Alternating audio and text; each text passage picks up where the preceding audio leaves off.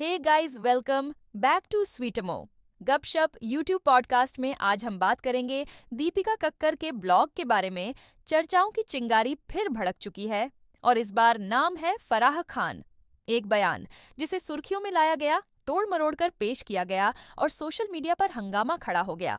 मामला जुड़ा है होली के त्योहार से और ट्विस्टिंग नैरेटिव्स ने इसे और दिलचस्प बना दिया। फराह खान ने मास्टर शेफ के एक फेस्टिवल स्पेशल एपिसोड में कहा था कि यदि छपरी लड़कों से उनका पसंदीदा त्योहार पूछा जाए तो वे हमेशा होली का नाम लेंगे। लेकिन यहाँ शब्दों का जादू चला और कुछ ने इसे इस तरह मोड़ दिया कि फराह खान होली को ही छपरी त्योहार बता रही है। बात सोशल मीडिया पर पहुंची और वहीं से तजिंदर सिंह बग्गा का एक वीडियो वायरल हुआ जिसमें उन्होंने फराह खान से माफी मांगने की मांग की। अब मामला इतना गर्मा गया कि फराह खान अचानक ट्रेंड करने लगीं। कुछ लोगों ने इसे सांस्कृतिक अस्मिता से जोड़ दिया, कहने लगे कि उन्हें देश के त्योहारों की इज्जत करनी चाहिए। लेकिन सवाल यह उठता है कि क्या उन्होंने वाकई ऐसा कहा था? सोशल मीडिया पर कई यूजर्स जिन्होंने एपिसोड देखा था, उन्होंने कहा कि यह पूरी तरह से ट्विस्टेड नैरेटिव है। उन्होंने होली को छपरी नहीं कहा, बल्कि एक खास वर्ग की पसंद पर टिप्पणी की थी। इसी बहस के बीच मास्टर शेफ का मौजूदा सीजन भी किसी बिग बॉस से कम नहीं लग रहा। अर्चना की चीख पुकार, निक्की की ओवर एक्टिंग और कंटेस्टेंट्स की गहमागहमी ने इसे एक ड्रामा शो बना दिया है। खासकर जब ब्लाइंड टास्क आया तो उसमें बस देखने की कमी थी, सुनने को बहुत कुछ मिल रहा था। जैसे ही किसी ने आंख खोली, खेल खत्म। ठीक वैसे ही सोशल मीडिया पर आंख बंद करके चीजें देखी जाएं तो वही सच लगती हैं। अब देखना यह है कि इस बयानबाजी का अंत क्या होता है। क्या फराह खान सफाई देंगी? क्या बग्गा का अभियान कोई बड़ा मोड़ लेगा? और सबसे अहम सवाल, किसी की बात को तोड़ मरोड़ कर पेश करने का हक आखिर किसे है? सच को पहचानना आसान नहीं, लेकिन एक मासूम जिंदगी लेकर इंसान आखिर जाए तो जाए कहाँ? मास्टर शेफ का ये एपिसोड किसी हाई वोल्टेज ड्रामे से कम नहीं था। अर्चना और निक्की की ओवर एक्टिंग ने तो हद ही पार कर दी। अर्चना की लगातार चीख पुकार और निक्की का एटीट्यूड पूरे शो का माहौल बिगाड़ रहा था।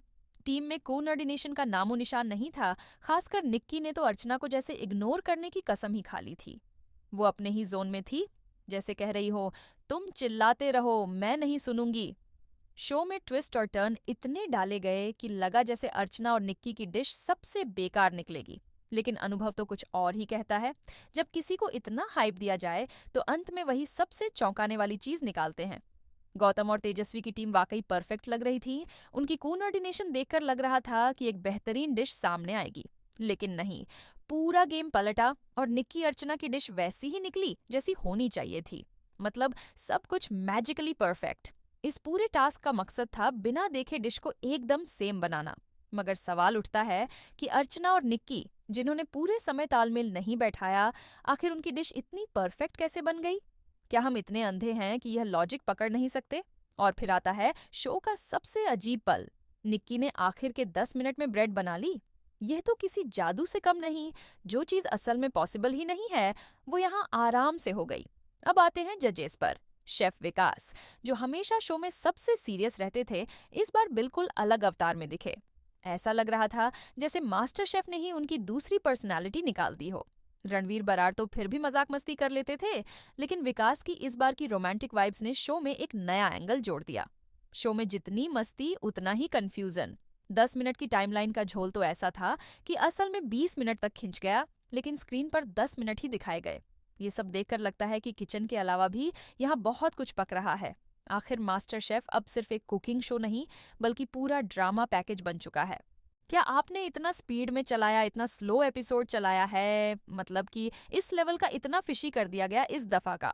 मास्टर शेफ ऐसा लग रहा है जैसे फेक देख रहे हैं, हम स्क्रिप्टेड शो देख रहे हैं। काफी लोग काफी बार बोलते थे कि स्क्रिप्टेड शो है, बट लेकिन फील नहीं होता था। हमें लगता था नहीं यार, ओरिजिनल है वो। पर वो पता चलता था कि 1 मिनट वाकई 1 मिनट है। ये तो 1 मिनट ऐसा लगता है कोई, मेरे को लगता है चांद वाले 1 मिनट है ना, क्योंकि चांद पे थोड़ा स्लो है ना हमसे जिंदगी।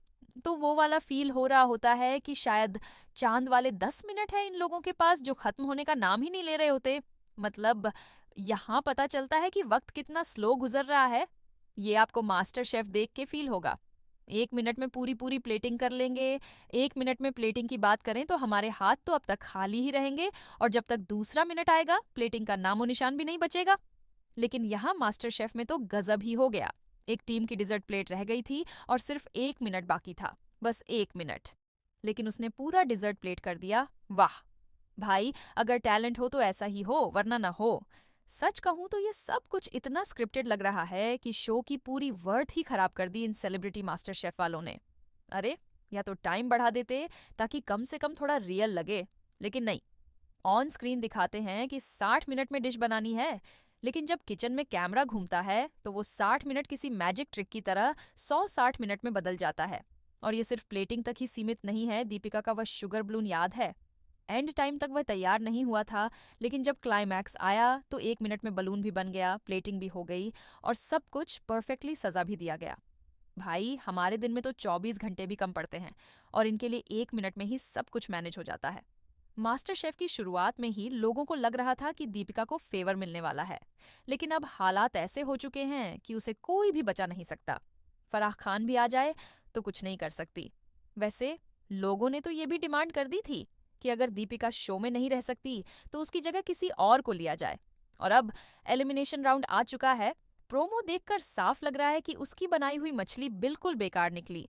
पूरे प्रोमो में ऐसा ही दिखाया गया कि डिश अच्छी नहीं बनी, जिससे कई लोग अंदाजा लगा रहे हैं कि दीपिका इस हफ्ते बाहर हो जाएगी। लेकिन मजेदार बात यह है कि खुद दीपिका ने कहा, मैं नहीं चाहती कि मैं कोई खराब डिश बनाकर एलिमिनेट हो जाऊं। ये सुनकर हंसी रोकना मुश्किल हो गया। अरे भाई, अगर कुकिंग शो में एलिमिनेट होना है तो खराब डिश ही बनानी पड़ेगी ना। कोई भी अच्छी डिश बनाकर तो बाहर नहीं जाता। शायद उसे भी अब एहसास हो गया है कि उसका सफर ज्यादा लंबा नहीं है, क्योंकि उसकी कुकिंग में जितनी उम्मीद थी उतना कमाल नहीं दिखा पाई। असल में ये शो ऐसे लोगों के लिए है जो खुद से कुकिंग करते हैं, लेकिन दीपिका जैसे लोग जिनके आसपास हमेशा हेल्पर्स रहते हैं, वो भला कैसे बेस्ट डिश बना सकते हैं। और हाँ, अगर ध्यान से देखो तो दीपिका की हर डिश में कुछ ना कुछ गड़बड़ जरूर रहती है। उसे कुकिंग का शौक तो है, लेकिन परफेक्शन नहीं। ठीक वैसे ही जैसे उसे ब्रांडिंग का शौक था और गाने गाते गाते अपना खुद का ब्रांड खोल लिया। बस यही हाल उसकी कुकिंग का भी है। शौक तो है, लेकिन मास्टर शेफ वाली परफेक्शन नहीं। बेकिंग एक परफेक्शन से दिखा रही है, तो वो कभी भी उसने परफेक्ट नहीं दिखाया। हमेशा घाला कचड़ा कुछ ना कुछ पचका किया ही है, तो परफेक्ट डिशेस उसको बनाना नहीं आती। तो इसीलिए वो कुकिंग के पैशन में उसको लगा कि भाई, जिस तरीके से मैं लेबल DKI को बगैर किसी टीम के बना सकी तरीके से मैं कुकिंग शो भी जीत जाऊंगी बिग बॉस। जैसा ही कुछ दिखा है तो इसको लगा था, मैं बिग बॉस में जिस तरीके से हलवे बना बना के जीती, यहाँ पे मैं हलवा बना बना के जीत जाऊंगी। बट वो पॉसिबल नहीं है। ये मास्टर शेफ है, यहाँ पर इतने में तो यही बोल रहा भाई, जो नॉन कुक थे वो इतनी अच्छी कुकिंग सीख गए तो दीपिका क्यों नहीं सीख पाई? यानी दीपिका के इतने ज्यादा पचके क्यों हो रहे हैं? एक तो उसके पचकोड़ियारी भी मेरे को तो कभी कभी फील होता है कि हर जगह अपना टच देने बैठती है ना, तो वो खराब हो जाता है। टच नहीं दे बन जो रेसिपी बताई गई है ना, ये इसमें अपना टच देने बैठती होगी कि मैं अपने टच से बनाऊंगी तो वो टच काटू हो जाता है और फिर खराब हो जाती है, पर डिशेस को पड़ती है। अब देखो, मामला कुछ यूं है कि मछली वाली डिश भी कोई खास नहीं बनी। और अब देखना ये है कि कौन एलिमिनेट होता है। ज्यादातर लोगों को लग रहा है कि आयशा जी बाहर जाएंगी, लेकिन कईयों का मानना है कि दीपिका की बारी आ चुकी है। आज की रात एलिमिनेशन तय कर देगी। खैर, इस सब के बीच दीपिका के व्लॉग पर भी नजर डालते हैं। अब मास्टर शेफ से बाहर निकलने की असली वजह सामने आ गई है। लोरियल वालों ने उसे बुलाया था। उनकी सनस्क्रीन लॉन्च हो रही थी और उसके लिए दीपिका को खास तौर पर बुलाया गया। भाई, ये छोटी मोटी इन्फ्लुएंसर नहीं है जिनके बस कुछ 1000-2000 फॉलोअर्स हों। मिलियन सब्सक्राइबर वाली सेलिब्रिटी है और इन्हें तभी बुलाया जाता है जब अच्छी खासी पेमेंट ऑफर की जाए। असल में दीपिका को अब फिर से फेस वैल्यू चाहिए थी। काफी लोग सोच रहे थे कि टीवी छोड़ने के बाद अब वह ज्यादा एक्टिव नहीं है, लेकिन मास्टर शेफ में आकर उसने खुद को मार्केट में फिर से अवेलेबल दिखा दिया। और उसके बाद जब उसने लॉरियल की सनस्क्रीन प्रमोट की तो ये भी साबित कर दिया कि वह ब्रांड्स के लिए परफेक्ट फेस बन सकती है। अब कुछ लोग कह रहे हैं कि मास्टर शेफ उसके करियर के लिए खराब साबित हुआ, लेकिन असल में ये शो उसकी जर्नी को रिवाइव कर गया। मानो या ना मानो, लेकिन इस शो ने उसकी दबती हुई पहचान को फिर से जिंदा कर दिया। अब वह सिर्फ शोएब की बीवी नहीं रह गई, बल्कि दोबारा से दीपिका कक्कड़ बन गई। मास्टर शेफ ने उसे वो फेस वैल्यू वापस दिला दी जो धीरे धीरे खोती जा रही थी। और हाँ, व्लॉग में एक और दिलचस्प बात दिखी, वो एपिसोड जहां हिना खान भी थी। अब अगर दीपिका आज ही एलिमिनेट हो जाती तो वो एपिसोड में क्या कर रही थी? इसका मतलब है कि वह आज नहीं जाने वाली। इससे भी बुरी डिश किसी और ने बनाई होगी और दीपिका अभी बनी रहेगी। अब आते हैं उसके मसल्स पेन की बात पर। व्लॉग में दिखाया गया कि उसे मसल्स इंजरी है, पुरानी चोटों की वजह से उसका हाथ दर्द कर रहा है। लेकिन फिर वही हाथ से रोहान को उठाते हुए नजर आ रही है। जब डॉक्टर मसल्स पेन में ज्यादा मूवमेंट करने से मना कर देते हैं, तो ये इतनी आसानी से बच्चे को कैसे उठा रही है? कुछ तो सस्पिशियस लग रहा है।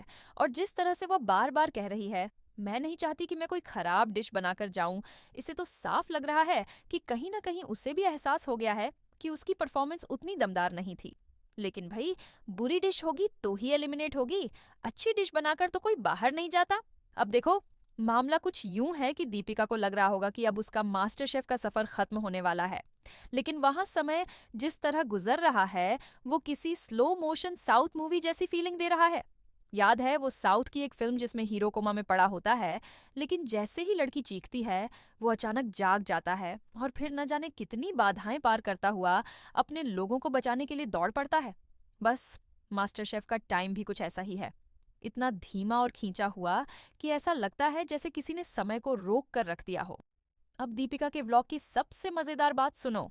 जब वे गाड़ी में सफर कर रहे होते हैं, तो वो कहती है कि रोहान ने अपने पापा को मस्का लगाकर 5 स्टार होटल जाने के लिए मना लिया।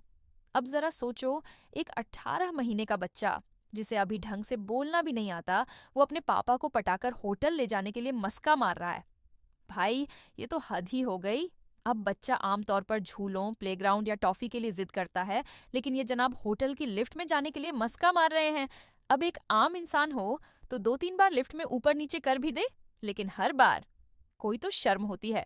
ये तो ऐसा लग रहा है जैसे बच्चा 5 स्टार होटल की लिफ्ट का पुराना ग्राहक हो और उसे सब कुछ याद हो कि कौन सी मंजिल पर क्या है। दीपिका बहन, जरा सोच समझकर बातें किया करो। ऐसा लग रहा है जैसे बच्चे को 18 महीने में ही 18 साल का बना दिया हो। और ये तो कुछ भी नहीं, रोहान के नाम पर जो कहानियां घड़ी जा रही हैं, वो एक अलग ही लेवल पर हैं। हर दिन यही सुनने को मिलता है कि रोहान ने बहुत मस्ती की। भाई, अभी तो बच्चा ठीक से चल भी नहीं सकता, उसे मस्ती करने का क्या पता? पैदा होते ही क्या उसने जश्न मनाना शुरू कर दिया? अब सबसे बड़ा सवाल, रोहान ने आखिर मस्का कैसे लगाया? क्या दूध की बोतल फेंककर अपने पापा को इशारा दिया? क्या उसने कोई खास डील की? या फिर वो मास्टर शेफ के किसी टास्क में भाग ले चुका है जहां उसे बेस्ट मस्का लगाने वाले बच्चे का खिताब मिला? कोई हमें समझाए, क्योंकि ये मामला कुछ ज्यादा ही तेज हो गया है। असल में दीपिका को समझने की जरूरत है कि हर चीज को ओवर एक्साइटमेंट में बताना जरूरी नहीं होता। एक आम इंसान इतनी बार एक ही बात नहीं दोहराएगा। लेकिन सेलिब्रिटी बनने का मतलब ये नहीं कि आप कुछ भी बोल सकते हैं और लोग उसे मान लेंगे। कभी कभी कम बोलना ही बेहतर होता है, खासकर तब जब बात का कोई सिर पैर ना हो। Thanks for watching, bye bye, see you.